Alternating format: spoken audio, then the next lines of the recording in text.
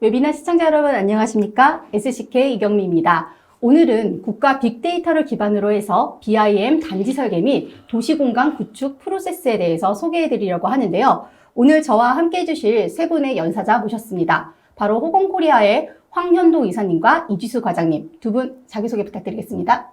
네, 안녕하세요. 저는 오토데스크 AC 분야의 스페셜라이제이션 파트너 호공코리아의 황현도 이사입니다.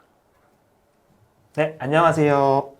호공코리아 기술연구소의 이지수 과장이라고 합니다.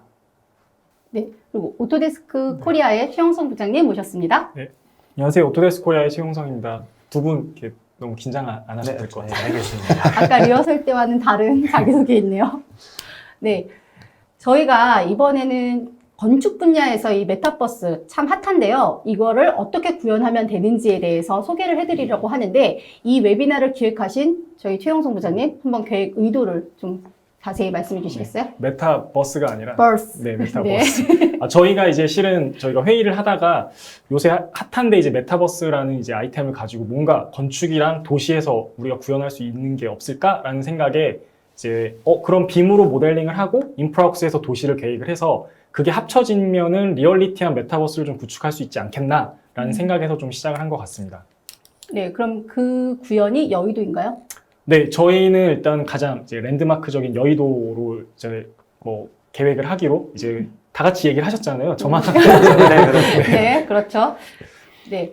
오늘 웨비나의 아젠다를 소개해 드리도록 하겠습니다. 우선 지역 및 도시 공간 구축하는 방법에 대해서 상세히 설명을 해 드릴 거고요. 또한 국가의 그 빅데이터 정보를 어떻게 연결하는지, 그리고 어떻게 공유하는지에 대한 내용과, 또 마지막으로 디자인 계획 단계에 있어서 어떻게 활용할 수가 있고, 또한 그 데이터를 시각화를 하는 부분이 어떻게 진행되는지 자세히 설명을 해 드리도록 하겠습니다. 그리고 Q&A 같은 경우는 중간중간 진행될 수도 있으니 참고하시기 바랍니다. 그럼 첫 번째로 이 지형 작성에 대한 부분을 설명을 해주실 텐데요. 네, 이사님 소개 부탁드리겠습니다. 네. 일단 오늘 저희가 작성해 볼 지역은 아까 말씀드렸다시피 여의도 전체를 작성을 해 볼 건데요. 이 여의도에 대해서 간단하게 설명을 드리면 둘레가 약 8km 정도 되고요. 면적은 3.9 평방킬로미터입니다. 우선 인프라웍스를 초기 실행하시면 여러 가지 메뉴들이 왼쪽에 있는데 그쪽에서 모델 빌더 기능을 실행하시면 되고요. 이렇게 지도 화면이 뜨면 원하시는 지역을 검색을 하시거나 마우스로 찾아서 이동하신 다음에 얻고자 하시는 부분의 영역을 설정해 주시고 그 다음에 이제 파일 이름이라든지 좌표계를 설정해 주셔서 크리에이트 모델이라는 기능을 통해서 모델 자체를 다운로드 받으실 수가 있습니다. 이사님, 근데 많은 분들이 저 맵이 뜨면은 저 구글 맵인지 궁금해 하시던데 저 맵은 어떤 맵인가요? 마이크로소프트에서 제공하는 빙 맵으로 알고 있습니다. 아, 네. 그리고 이렇게 다운로드가 완료가 되면 초기 화면에 이렇게 파일명이 보이고요.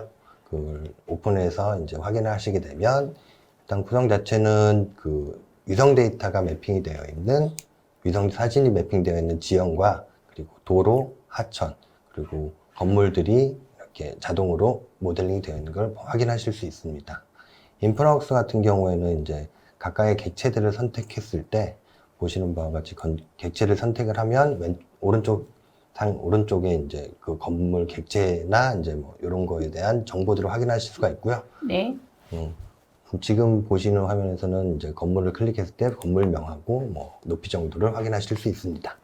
네, 인프라웍스로 지형을 생성하는 방법은 여러 가지가 있는데 그중 가장 간단한 방법이 바로 모델 빌더를 이용하는 방법입니다. 그런데 이거를 모델 빌더로 지형을 생성하실 때 좀 주의해야 하실 부분이 세 가지가 있는데 아까 이사님께서 말씀하셨듯이 200 스퀘어 킬로미터 이상이 되면은 지형이 생성되지가 않습니다. 또한 지형을 생성하기 위해서는 꼭 코디네이트 시스템을 지정을 해주셔야 되고요. 또한 가끔 이제 사용자께서 추가하신 좌표계가 있잖아요. 근데 그 좌표계를 지정을 하시게 되면은 지형 생성이 모델 빌더를 이용을 했을 때 지형 생성이 되지 않는다는 이 세 가지 주의사항만 주의해 주신다면 네, 모델 빌더를 통해서 지형 생성을 하시는데 큰 무리는 없을 것 같습니다. 그렇다면 이 모델 빌더가 굉장히 쉽고 빠른데 좀 몇 가지 제한 사항이 있기 때문에 좀 실시 설계 단계 때나 이럴 때 좀 사용하시는 거를 좀 꺼려 하시죠. 네. 그게 어떤 거죠? 아무래도 아까 지금 저희가 보여드렸던 여의도 같은 경우에 지금 보시는 바와 같이 왼쪽 부분에 보시면 건물, 위성사진의 건물의 지붕면이 보이고 있는데 객체가 누락된다든지 건물 자체가 없는 거죠. 그리고 지형 부분이 부정확하게 뭐 솟아 올라와 있다든지 아니면 건물을 아까 클릭했을 때 정보들이 보이잖아요. 네. 그런 정보 값들이 건물의 이름 정도나 아니면 뭐 높이 값 정도 이 정도로 미약하게 파악이 되기 때문에 그 실무 단계에서 활용하실 때 조금 더 많은 정보를 갖고 싶을 때는 다른 방법을 추천드리고 있습니다. 그렇다면 이 부분이 왜 이런 그 정보들의 뭐 누락이라던가 부정확한 데이터들이 나오는 건지. 일단 모델 빌더를 이용하게 되면 네. 거기서 사용하는 데이터는 오픈스트리트맵이라고 많이 들어보셨을 거예요.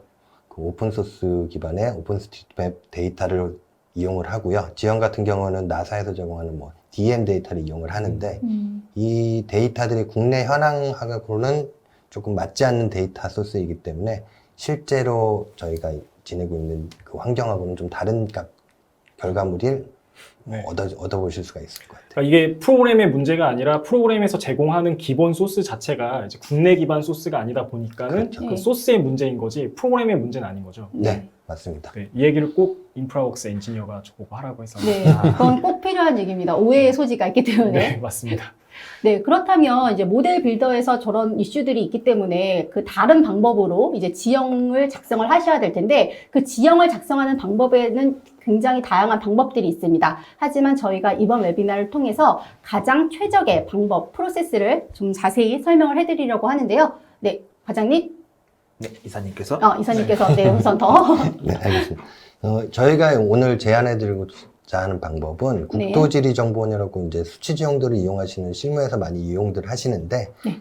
그 수치지형도 기반으로 작성하는 방법을 설명을 드리려고자 합니다.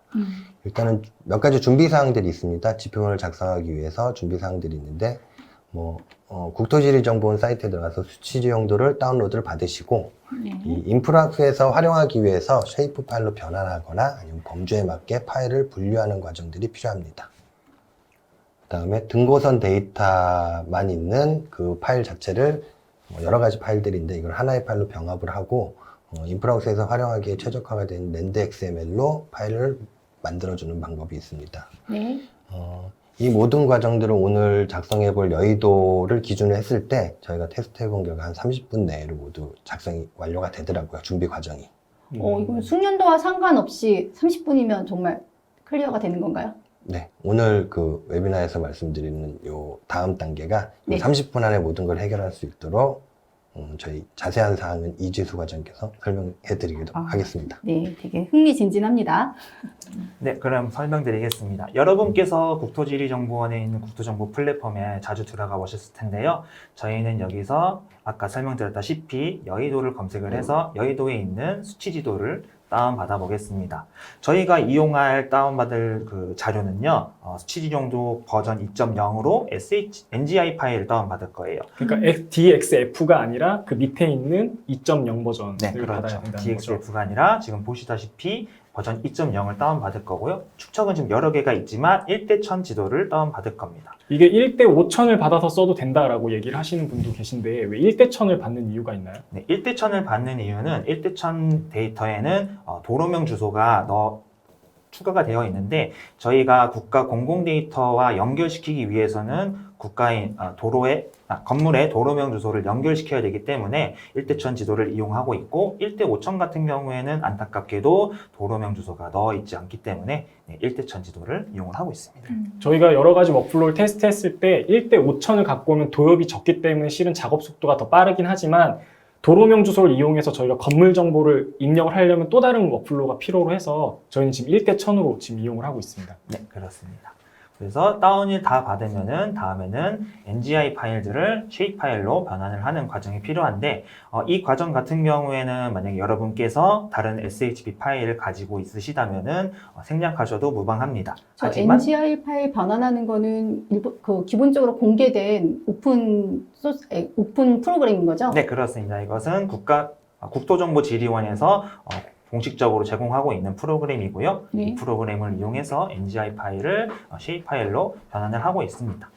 여러분께서 가지고 있으신 SHP 파일이 도로명 주소가 있다면은 저는 그거를 그냥 쓰셔도 된다고 말씀드리고 싶지만 대부분 아마 없으실 거예요. 그래서 저희가 안내해드리는 바와 같이 1대1000 지도를 다운받고 NGI 파일을 SHP 파일로 변환을 한 다음에 저희가 이제 iPlus라는 프로그램을 이용을 해가지고 분류했던 SHP 파일들을 좀 더 쉽게 체계적으로 폴더를 구분을 해서 이용할 수 있도록 제공을 하고 있습니다. 그러니까 저희가 여의도를 구축하기 위해서 도엽이 한 80가지? 네, 지금 80여 가지가 됩니다. 80여 가지 도엽을 가지고 쓰는데 그걸 일일이 각 폴더에서 구분하기가 어려우니 이제 NGI 맵으로 쉐입 파일로 변환을 하고 그 안에 있는 도엽 파일들 또 빌딩이나 도로, 하천 이렇게 나눠주는 거를 이제 iPlus에서 자동으로 된다 얘기신 거죠? 네, 그렇습니다. 자세한 거는 다음 페이지에서 설명을 드리도록 하겠습니다. 네. 자, 지금 보시면은 수치지형도 NGI 파일을 다운받고 NGI 맵이라는 프로그램을 이용해서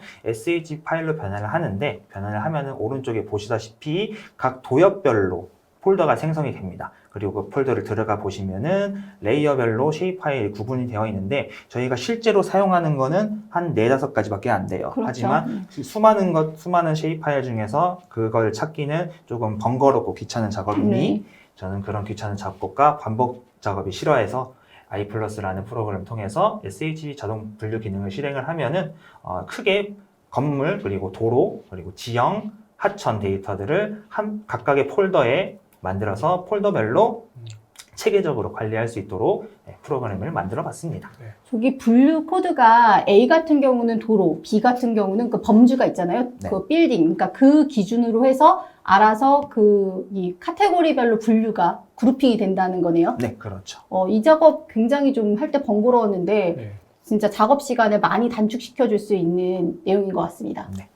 그 다음에는 만약에 iPlus의 SHP 분류 기능을 이용하지 않는다면은 영상에서 보다시피 각 도엽 폴더로 들어가서 필요한 파일을 일일이 마우스 드래그로 해가지고 찾고 마우스 드래그 앤 드롭으로 프로그램을 옮기고 또 다른 폴더로 들어가서 옮기고 폴더 들어가서 옮기고 하는 번거로운 작업이 있기 때문에 iPlus의 분류 기능을 이용하면은 좀 더 쉽게 이용하실 수가 있을 것 같습니다. 네. 그래서 iPlus로 분류한 서페이스 폴더에서 모든 쉐입 파일들을 선택을 해서 추가를 하면은 아까 보신 거와 달리 한 방에 프로그램이 추가가 되죠. 네. 네. 그러니까 저는 이제 건축 전공이다 보니까 그 도엽을 다운받아서 옆에 이렇게 놓는 작업들을 일일이 이제 CAD에서 머지시키고 해야 되는데 그걸 그냥 자동으로 QGIS가 해준다는 얘기인 거죠? 그렇습니다. 그리고 또한 QGIS는 무료 프로그램으로 누구든지 이용할 수가 있고요. 지금 좌표계를 EPSG 5186으로 설정을 하는데 이 좌표계는 국토지리정보원에서 사용하고 있는 좌표계라서 이 좌표계를 이용을 해야지만 인프라웍스에서 정확한 위치에 지형과 건물, 도로, 하천 등을 생성을 할 수가 있습니다. 그럼 국토지리정보원에서 제공하는 게 GRS80인데 그럼 저게 GRS80 좌표계라는 얘기네요? 네, 그렇습니다. 그럼 만약에 저기서 좌표계를 다 따르게 설정을 하게 되면은 어떤 현상이 발생하나요? 네, 만약에 다른 미국에 좌표계를 네, 그렇습니다. 설명하신 것과 같이 일본에 서울을 지도를 했는데 일본에 가 있거나 아니면 대만에 가 있거나 이상한 곳에 가 있어서 이게 어디지 하고 찾아보는 경우가 있을 수 있습니다. 일본 얘기가 나와서 좀 드릴 말씀이 있는데 네. 저 이사님 좀 일본 분 여기서 이러시면 안 됩니다. 대본대로 그냥 진행하시죠. 알겠습니다. 네 번째로 진행하겠습니다. 네, 다음에는 이제 Civil 3D를 통해서 랜드 XML 파일을 만들 건데요. 랜드 XML 파일은 인프라웍스에서 지형 객체를 생성하는 데 이용이 됩니다. 그리고 만약에 QGIS를 이용하지 않았다면은 아까 설명드렸다시피 또 폴더로 들어가가지고 파일을 찾고 Civil 3D에서 명령을 통해서 입력을 하고 그 작업을 도엽 개수만큼 작업을 해야 되기 때문에 저는 QGIS나 iPlus의 쉐입 분류하기 기능을 통해서 이용하시는 것을 매우 강력하게 추천드리는 바입니다. 그러니까 QGIS에서 만든 등고선 데이터를 결국에는 Civil 3D로 이용해서 익스포트만 하는 거죠. 여기서 따로 어떤 라인을 그리거나 고도 작업을 하는 게 아니라 익스포트만 하기 위해서 쓰는 거죠. 추가 아니, 작업 하나의 같은 작업은 있죠. 뒷표면을 생성을 하시잖아요. 네, 지표면을 생성을 네. 하고요. 지표면 생성할 때 고도값이 필요하기 때문에 그 고도값은 SHP 파일의 등고 수치로 대체를 하는 지금 작업이 여기서 지금 보면은 보이고 있습니다. 지금 이 과정이 등고선의 고도값을 가지고 오는 그 작업인 거잖아요. 네, 그렇습니다. SH 파일에 등고 수치를 고도값으로 대체를 해가지고 등고선을 만드는 작업입니다. 네. 그래서 지표면을 작성을 하고 그 다음에 등고선을 만드는데요. 등고선을 만드는 과정 또한 여러분께서 마우스와 키보드로 몇 번만 움직였다 하시면은 충분히 쉽게 만들 수가 있고요. 그리고 확인해 보시면은 잘 완성된 걸 확인할 수 있습니다. 마지막으로 랜드 XML 내보내기를 통해서 파일을 랜드 XML로 내보냅니다. 그럼 이거 그 인프라웍스에서 그 시빌 3D 데이터를 바로 가지고 올 수도 있고 랜드 XML 데이터도 가져올 수 있는데 랜드 XML로 내보내는 이유는 뭘까요? 네, 랜드 XML 물론 둘 다 이용이 가능하지만 실제 인프라웍스에서 삽입해 보면은 그 지표면이 매끄럽지 못하거나 그런 단점이 있어가지고 랜드 XML 파일을 이용을 하고 있습니다. 그 질문 중에 이제 i+ 프로그램을 별도로 다운 받아야겠다 뭐 이렇게 얘기를 하시는 분이 있는데 이거는 이제 호건 코리아에서 만든 애드온이고 이제 오늘 웨비나 들으신 분들한테는 제공이 되는 네, 거죠. 오늘 웨비나 들으신 분께는 신청을 해주시면 한 달 무료 이용을 할 수가 있습니다. 네, 신청하신 분들은 30일 무료 버전을 제공하고요. 그다음에 저희가 아까 사전 영상에서도 보셨겠지만 저희가 원데이 클래스를 진행을 하고 있는데 그 교육에 참석하시는 분께는 3개월간 무료 체험 기간을 제공해 드릴 예정입니다. 네, 그래서 지금까지 설명드렸다시피 수치 지형도 다운로드, SHB 변환, 그리고 랜드 XML 내보내기 총 30분이면은 누구든지 충분하게 이용을 하실 수가 있고요. 이 준비 사항을 끝내면은 인프라웍스에서 모델을 추가를 할 수가 있습니다. 네, 이러한 30분의 준비사항을 끝으로 이제 인프라웍스로 들어가서 지형이라던가 건물, 도로, 하천을 생성을 할 거고요. 또한 이 건물 정보를 어떻게 연결하는지에 대해서 또 자세히 설명을 해드리도록 하겠습니다.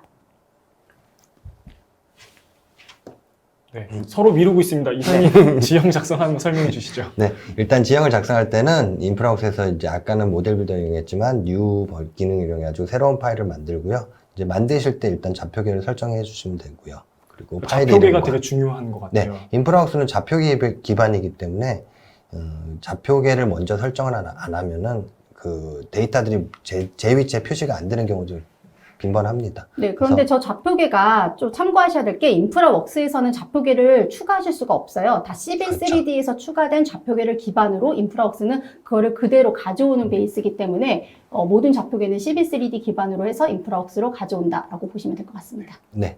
그렇게 해서 이제 이 파일 자체가 만들어지면 그 인프라웍스는 데이터 기반으로 모델링 생성하는 거기 때문에 아까 시빌 3D에서 만들었던 랜드 XML 파일을 데이터 소스라는 탭을 열어서 그 기능을 이용해서 랜드 XML을 불러들이고 이렇게 불러들이는 과정이 모두 끝나고 일단 데이터가 불러지고 나면은 인프라웍스에서는 컴피규라는 기능을 통해서 한번 설정을 해주셔야 돼요. 이 네. 데이터가 뭐 지형인지 건물인지 그리고 좌표계도 어느 정도 설정을 해주셔야 되고요.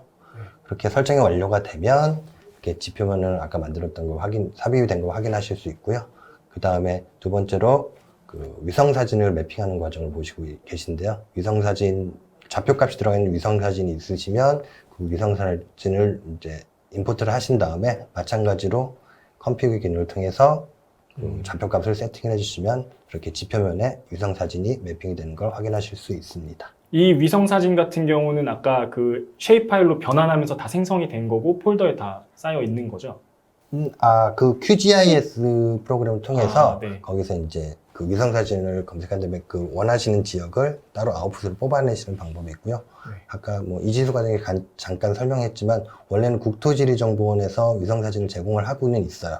근데 이제 좌표계가 원래 같이 제공을 했었는데 보안상 이유로 지금은 제공을 하지 않기 때문에 QGIS나 다른 프로그램들을 이용해서 좌표값이 있는 위성사진을 준비를 해주셔야 됩니다. 네.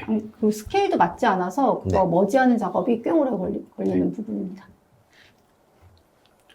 네, 다음으로 제가 인프라웍스와 i+를 어떻게 연동을 해가지고 건물 객체를 올리고 그리고 국가 데이터와 어떻게 연결하는지 설명드리겠습니다. 자, 먼저 인프라웍스에서 i+ 건물을 생성하기 위해서는 모델 익스플로러에서 익스텐드 스키마를 추가를 하는 작업이 필요합니다. 이 익스텐드 스키마는 영어라서 조금 어려울 수도 있지만 간단하게 생각한다면은 커스터마이징이라고 생각하시면 됩니다. 인프라웍스에서 제공하고 있는 범주들이 물론 충분히 많이 있지만 저희가 실제 건축 설계에서 필요로 하는 뭐 용적률, 건폐율이라든지 공시지가, 뭐 승인 일자 그런 것들은 제공을 하고 있지 않기 때문에 그런 것들을 저희 호건코리아에서 만들어서 제공을 하고 있습니다. 쉽게 보면 이제 레빗에 있는 파라미터를 넣는 거랑 비슷한 작업이라고 보시면 네, 되겠네요. 그거와 그럴 비슷하다고 것 생각하시면 될 것 그러니까 같습니다. 객체를 찍었을 때 저 정보들이 보일 수 있도록 그 파라미터를 추가해 준다라는 거잖아요. 네, 그렇습니다. 네, 추가가 완료되면은 i플러스를 통해서 분류한 빌딩스 폴더에 있는 쉐입 파일들을 모두 다 추가를 해줍니다. 추가를 하고 나서 저희가 스크립트를 제공을 해주는데 스크립트가 그렇게 어려운 건 아니에요.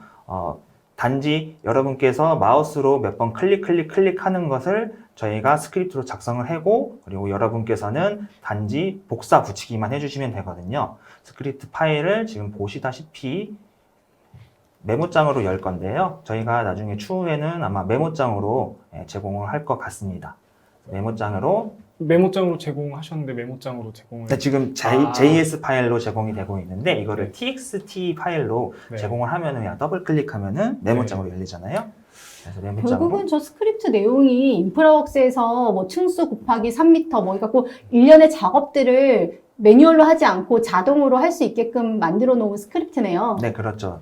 고객분들께서 마우스로 여러 번 클릭하는 거를 저는 단지 그냥 컨트롤 C, 컨트롤 V만 해가지고 만들 수 있게 도와드리는 그런 스크립트라고 생각하시면 됩니다. 복분만 하실 수 있으면 얼마든지 사용 가능하시죠. 네, 쉽게 누구든지 사용하는. 쉽게 이용 가능합니다.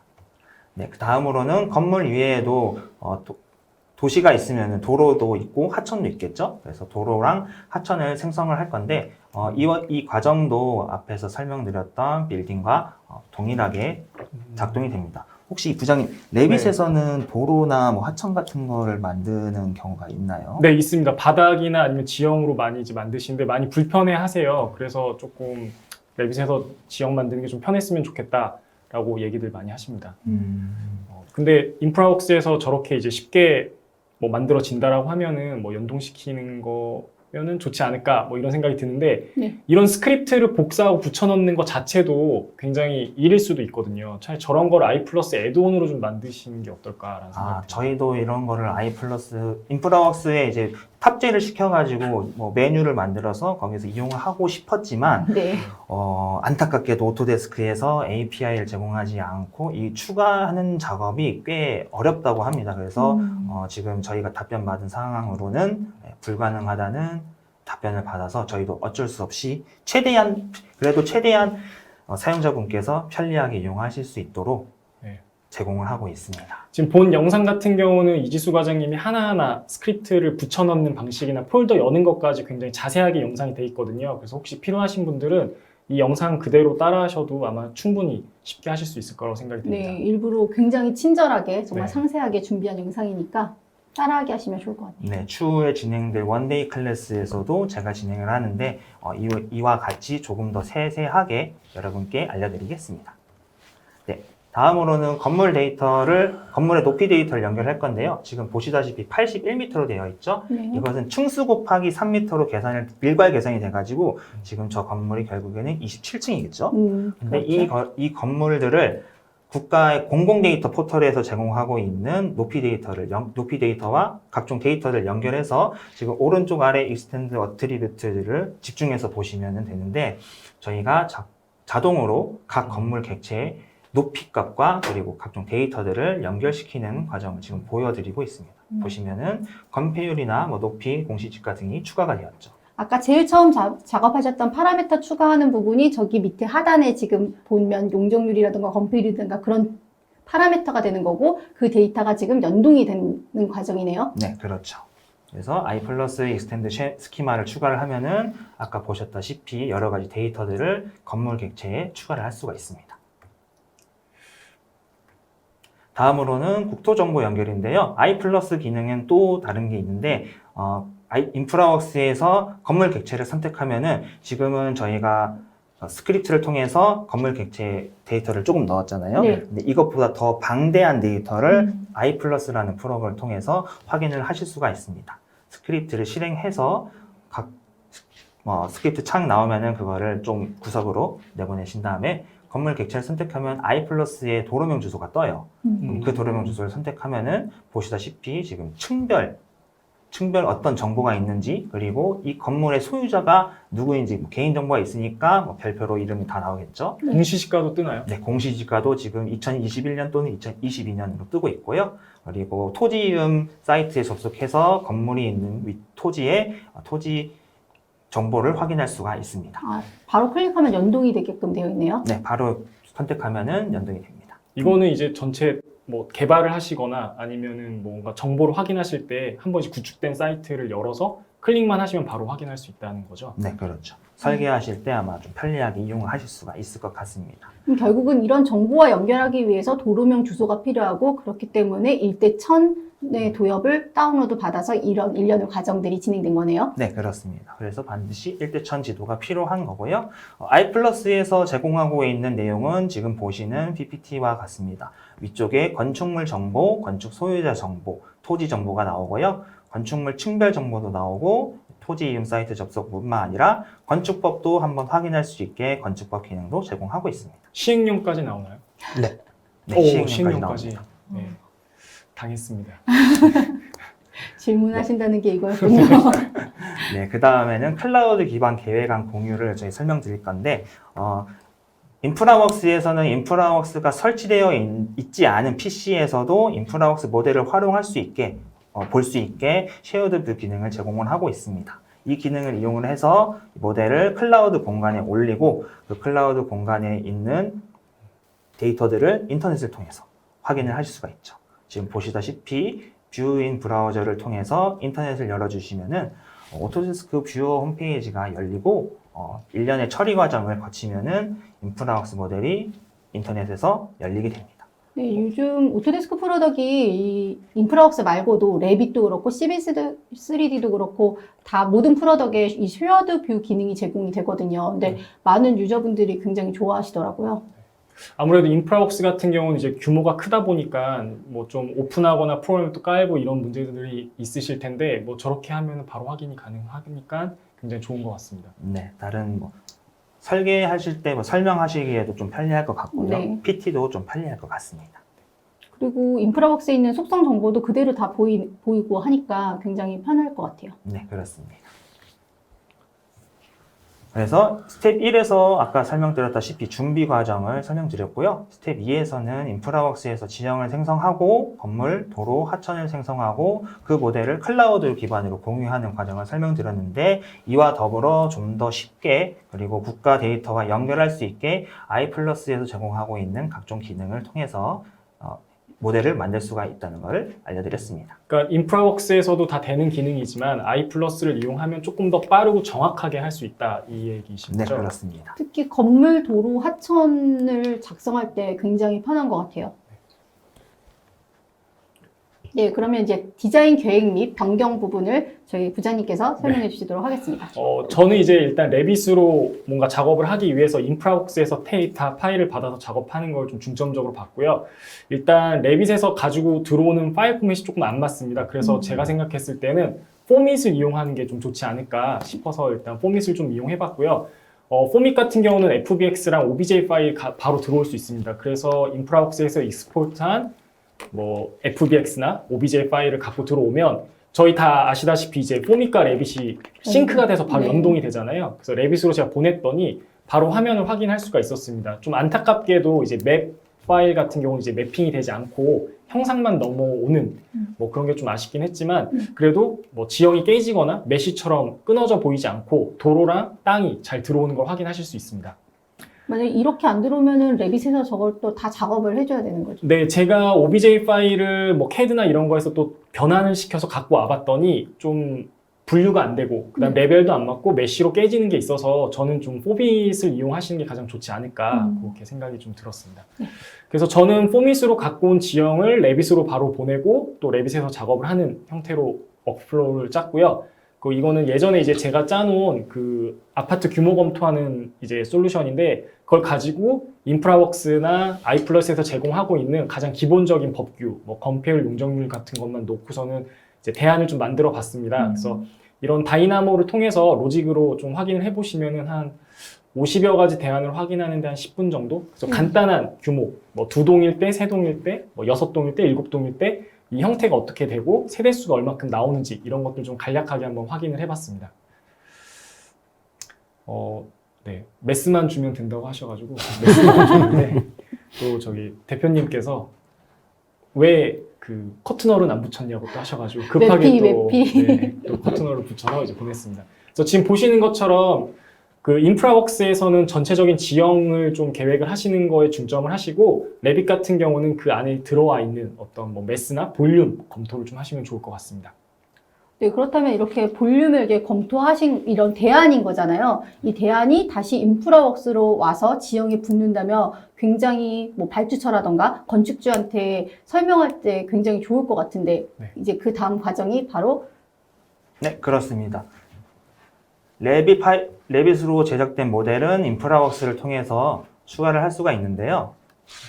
지금 보시다시피 일단 아까 설명 주셨다시피 제안을 하나 만들어 가지고 이 제안에서 레빗 파일을 추가를 할 예정입니다. 네, 그러니까 대안을 하나하나씩 추가하는 거죠. 네, 그렇습니다. 지금 보시면은 레빗 파일을 추가할 공간에 일단 있는 장애물들은 일단 철거를 해야 되겠죠. 건축물을 철거를 한 다음에 그 공간에다가 레빗 파일을 추가를 하는 과정입니다. 레빗 파일은 자동으로 열기만 눌러주시면은 인프라웍스에서 알아서 처리를 해가지고 최적화된 모델을 인프라웍스에서 확인할 수가 있습니다. 지금 보시면은 인프라웍스에서 자동으로 처리가 되고 있고요. 처리한 파일은 인터랙티브 플레이싱 버튼을 눌러서 위치를 지정할 수가 있습니다. 이 이유가 뭐냐면은 레빗 파일 같은 경우에는 좌표가 없잖아요. 네. 근데 인프라웍스 같은 경우에는 좌표를 기반으로 한 프로그램이라고 할 수 있단 말이죠. 레빗도 좌표 넣을 수 있습니다. 레빗 좌표 넣을 수 있습니다. 네, 프로젝트 기준점을 이용을 해서 아. 이 지금 현재 이 사이트에 대한 그런 좌표계를 레빗에서 정확히 입력을 해주시면은 저 과정 없이 한 번에 그 위치로 딱 들어가게 됩니다. 그러면 일부러 안 넣어주신. 네, 맞습니다. 역시. 힘들어서 안 넣었습니다. 네. 그래서 지금 방금 보셨다시피 여러 가지 제안을 만들고 그 제안마다 레빗 모델링을 추가를 하시면은 건축주분들께 브리핑 할 때 이번 모델은 뭐 저렇고 이번 다른 제안은 이렇고 다른 제안은 이렇습니다 라고 설명을 할 수 있게 설명을 하시기에 좀 편리하시겠죠. 약간 디자인 옵션 같은 기능이에요. 네, 그러니까 인프라웍스가 세이브 에즈 기능이 없어요. 그래서 그냥 자동 저장이 되기 때문에 이제 이런 그 주변 현황에 대해서 구축을 해놓고 거기에 이제 실질적으로 설계하는 데이터를 바로 하다 보면은 대안을 할 때 그런 파일을 또 지형을 다시 생성해야 되는 경우가 있다 보니까 마스터를 두고 그 대안을 추가하시면서 작업하시는 게 훨씬 더 효율적이라고 볼 수 있죠. 네, 그렇습니다. 네, 이번에는 레빗 파일뿐만 아니라 스케치업 파일 또한 인프라웍스에 올릴 수가 있는데요. 스케치업 파일은 여러분께서 많이 이용하실 것 같아요. 물론 또 3D 웨어하우스에서 여러 가지 다른 사람들이 만든 모델을 다운받아서 이용할 수가 있고요. 저는 지금 여의도에 있는 국회의사당을 한번 없애보고 그리고 그거를 스케치업으로 만든 모델링을 추가를 해가지고 동일한 위치에 추가하는 작업을 진행해 보도록 하겠습니다. 그러니까 지금 저희가 그 수치 지형도에서 받은 데이터들은 다 박스 형태로 올라가는데 만약 내가 여기에 뭐 디자인을 했거나 새로운 건물을 뭐 스케치업이건 레빗이건 뭔가 디자인 툴로 작업을 한 거를 그대로 올려서 바로 볼 수 있다는 거죠. 네, 그렇습니다. 여러분께서 실제로 건축주가 될 수 있는 기회가 인프라웍스를 통해서 제공할 수가 있을 것으로 생각됩니다. 스케치업 웨어하우스 같은 경우는 굉장히 데이터가 많다 보니까 어차피 현황을 구축하는 부분에 있어서 거기에 많은 매너를 드릴 필요는 없잖아요. 네. 그럼 그 웨어하우스에서 저 같은 경우도 막 사장교 괜찮은 거 좀 비슷한 거 다운받아서 여기에 이제 현황하는 부분에 많이 활용을 했거든요. 그래서 이 스케치업 파일이 인프라웍스에서 바로 가지고 올 수 있다는 부분이 굉장히 작업자 입장에서는 정말 편리한 것 같습니다. 그래서 이 여의도 안에 저희가 설계했던 어떤 빔이나 아니면 스케치업으로 작업했던 건물들을 다 올려놓으면 실은 뭐 그게 메타버스죠. 그게 그렇죠. 하나의 메타버스가 네. 되는 거죠. 네. 알겠습니다. 네. 그래서 인프라웍스에서는 51개 정도의 파일 포맷을 지원을 하고 있고요. 이 모든 데이터들이 인프라웍스에 추가가 가능합니다. 네. 그럼 시각화 부분은 이사님께서 인프라웍스를 통해서 이제 보통 많이들 원하시는 부분이 영상을 또 추출할 수 있냐 이런 질문들을 많이 하시는데 브리핑용 영상을 만드는 스토리보드 기능이 있습니다.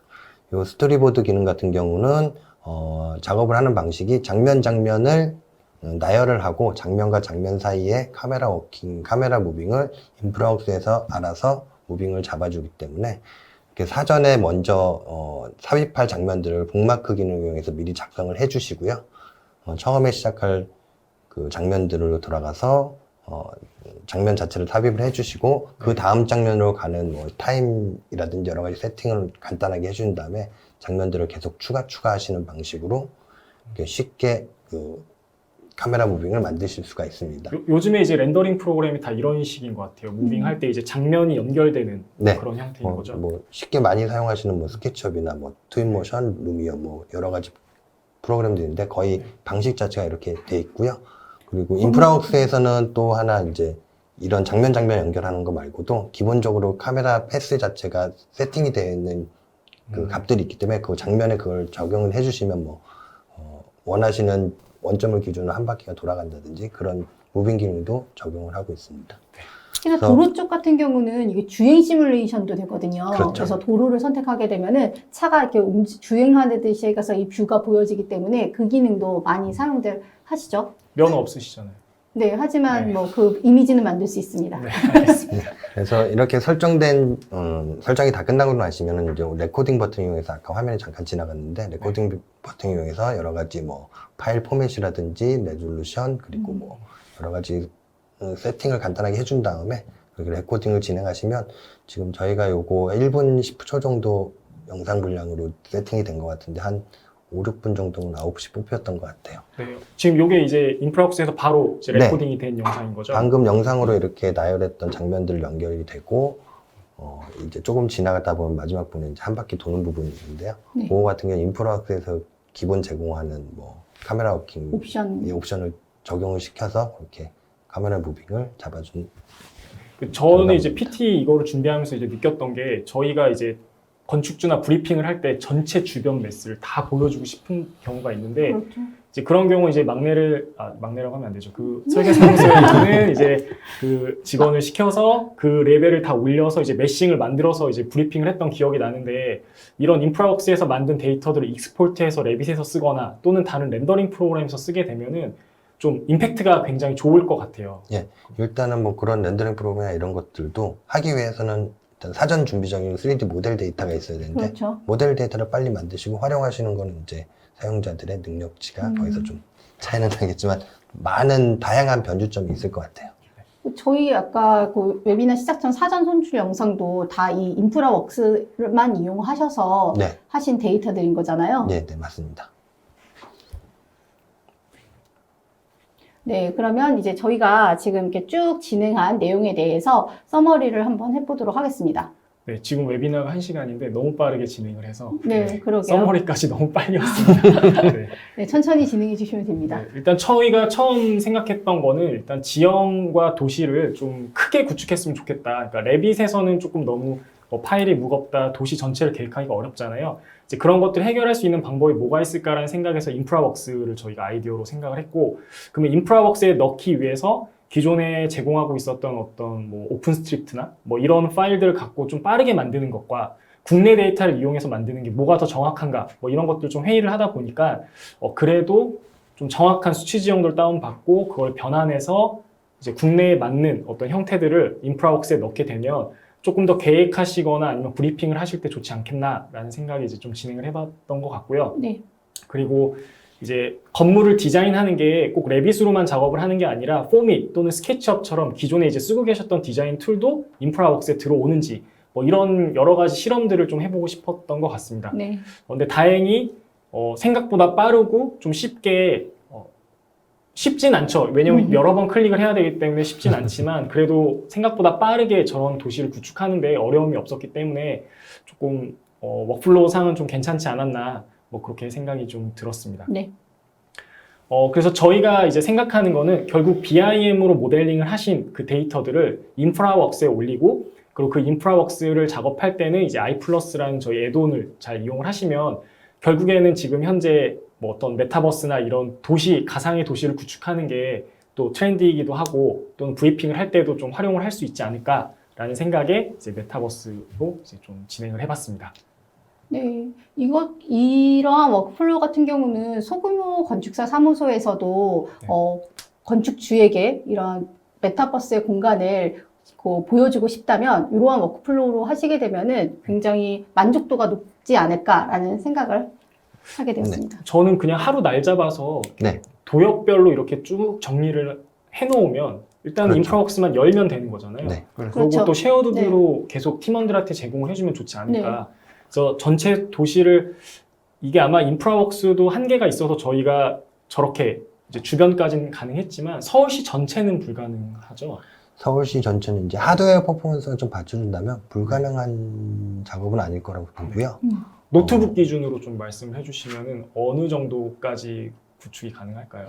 노트북으로 저희가 그냥 되게 한 4, 5년 전에 노트북 성능 네. 정도로 했을 때 구청 하나를 했습니다. 구청 아. 하나를 작성을 했는데 네. 그 구청에 저희가 들어가 있는 건물의 개수를 세봤어요. 한 20만 동 정도가 되더라고요. 주변 이제 구청의 모양 말고 이제 기본 데이터를 사각형으로 만들기 때문에 주변 다른 동의 건물들까지 다 세봤더니 한 20만 동 정도가 되고요. 나머지 뭐 도로 데이터, 뭐 하천 데이터 이런 것까지 다 했을 때 네. 그것도 무난하게 돌아갔던 것 같습니다. 누군가 한 명만 고생을 하면은 서울시 전체의 어떤 그런 것도 인프라웍스로 다 볼 수 있을 것 같습니다. 근데 아마 인프라웍스는 아까 하천도 물 흐르듯이 되는데 이게 네. 그래픽 사항을 굉장히 많이 타지 않나요? 네, 맞습니다. 그래가지고 인프라웍스에서 그런 그래픽 사양을 고려를 해서 비주얼 옵션이 두 가지가 있습니다. 네. 그래가지고 컨스트럭션 뷰라고 그렇게 엔지니어링 뷰가 있고 엔지니어링 뷰가 있고 컨셉셜 뷰가 네, 있죠. 컨셉셜 뷰가 있는데 컨셉셜 뷰로 세팅이 되어 있을 때만 그런 효과들이 나타나고요.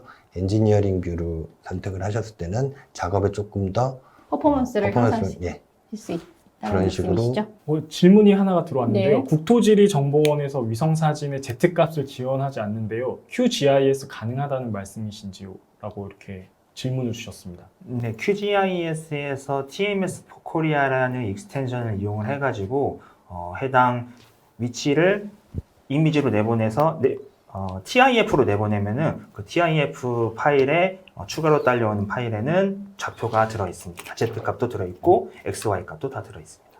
그 저희가 아까 인프라웍스에서 계속 위에 있는 상단의 어떤 매스 볼륨만 계속 테스트를 했는데 인프라웍스가 지하 공간도 표현이 가능한가요? 네. 어차피 그 지표면 데이터는 하나의 면으로 인식을 하고요. 네. 그 면 자체에 뭐 원하시는 지형, 뭐 건물의 뭐 지하 부분과 지상 부분을 다 모델링 하셨으면 네. 그 레벨만 맞춰서 배치를 하시면 아래쪽을 보시면 뭐 지하 부분이 확인하실 수가 있죠. 네. 실제적으로 인프라웍스 자체 내에서 또 이건 토목 기반의 뭐 툴이기도 하기 때문에 뭐 드레인이라든지 이런 지하 매설물 기능도 제공을 하고 있습니다. 네. 저희가 이번 웨비나가 잘 되면 이제 그 다음에 이제 교통량 시뮬레이션, 뭐 드레인, 뭐 이런 것들을 해보자 했는데 네, 될까요? 될 것 같은데요. 네, 알겠습니다. 네. 그리고 저희가 지금 쭉 그 프로세스를 설명을 해드리면서 이제 사용했던 프로그램이라던가 아니면 포털에 대한 그 정보를 플랫폼에 대한 그 URL을 저희가 다 정리를 해놨습니다. 그래서 웨비나가 끝나면은 저희가 이 자료를 제공을 해드릴 텐데요. 이 URL 다운로드 주소라던가 링크 주소 확인하셔서 접속하시면 좋을 것 같고요. 그리고 저희가 웨비나 참석하시는 분들께 좀 두 가지 정보를 전달을 해드리려고 하는데요. 하나는 2022년 7월 28일 목요일부터 31일 일요일까지 4일간 코엑스 전시장에서 K-스마트 건설 산업전을 시행을 합니다. 그래서 저희 오토데스크 코리아에서 부스를 운영하는데 그때 이제 저희 호공코리아에서 지금 저희 같이 했던 인프라웍스에 대해서 직접 오셔서 체험하고 확인하실 수 있는 그런 컨텐츠도 준비되어 있고요. 또한 저희 SCK에서는 홀로렌즈를 이용을 해서 도로 설계한 데이터를 홀로렌즈로 해서 AR로 체험하실 수 있는 체험존을 운영하고 있습니다. 그래서 많은 관심과 참여 부탁드리겠고요. 저희 계속 말씀드렸죠. 이번 웨비나는 그냥 웨비나로서 끝나는 게 아니라 이러한 일련의 프로세스를 직접 체험하실 수 있는, 교육받으실 수 있는 원데이 클래스를 저희가 진행을 하는데요. 많은 분들이 교육을 진행하다 보면은 업무 때문에 참석하고 싶어도 못 하시거나 좀 그런 부분들이 많이 있었어요. 그래서 저희가 이번에는 토요일로 교육 일정을 잡았고, 해당 일정은 지금 보여드리는 장표에서 확인하실 수가 있고요.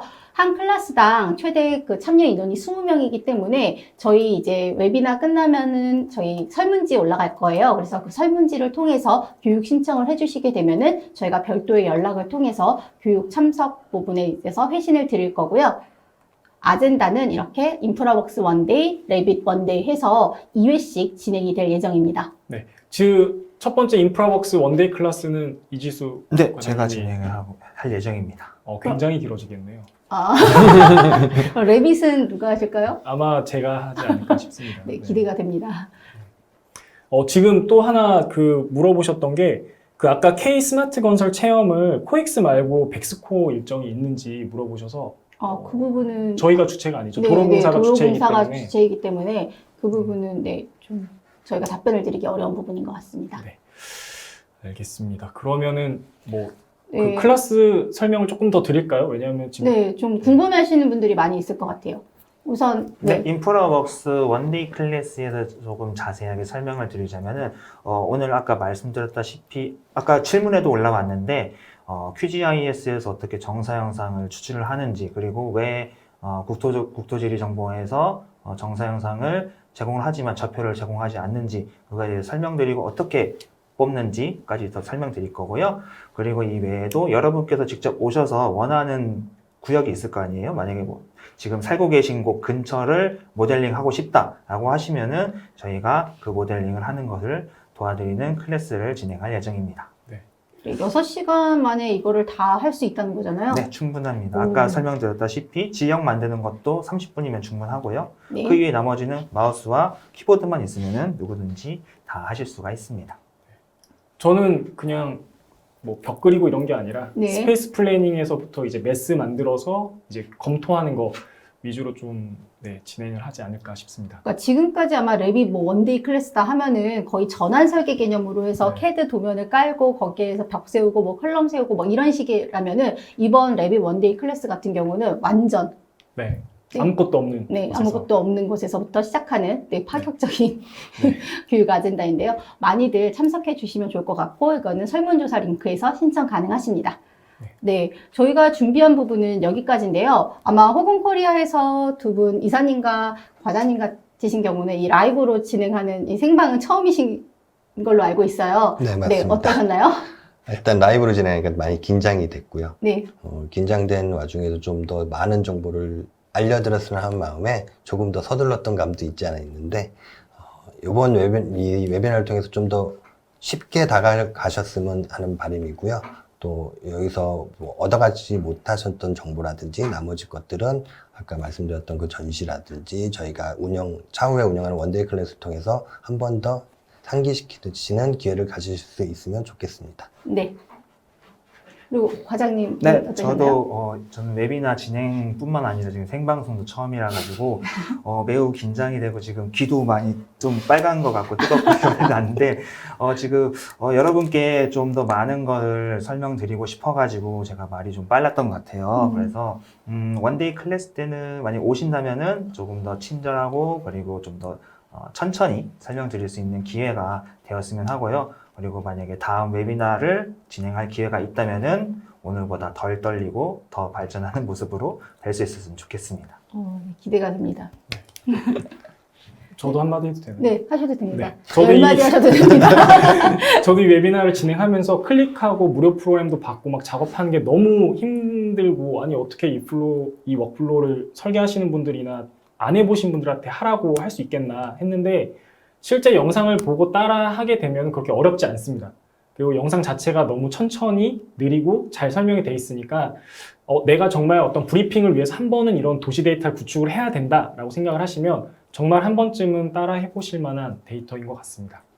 네, 제가 보더라도 일반적으로 이런 영상을 찍게 되면은 배속을 좀 올리거든요. 근데 그 과장님께서 정말 튜토리얼 영상만큼이나 자세하게 그 일련의 과정들을 다 설명을 해주셨기 때문에 아마 저희 이 영상 다시 보기 영상이 추후 공개가 될 텐데 아마 따라해 보셔도 충분히 따라하실 수 있는 내용일 것 같고요.